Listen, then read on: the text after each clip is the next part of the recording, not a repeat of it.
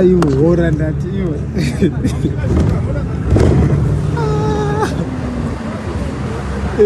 Dah dok masa apa boys. Asik ni apa? Bro. Ini apa? You.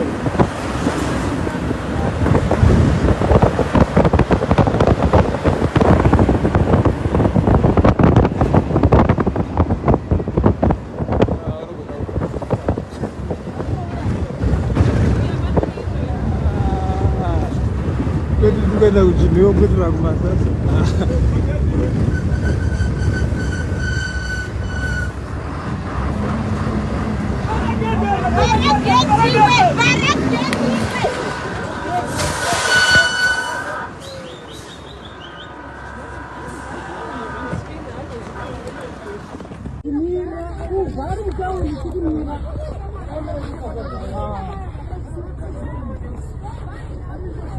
Matangga berlagi dah baru tu kali lepas.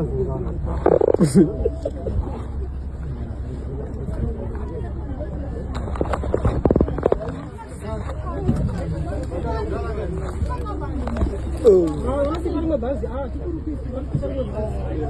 Nanti kita mau satu pada ramai juga. Kita macam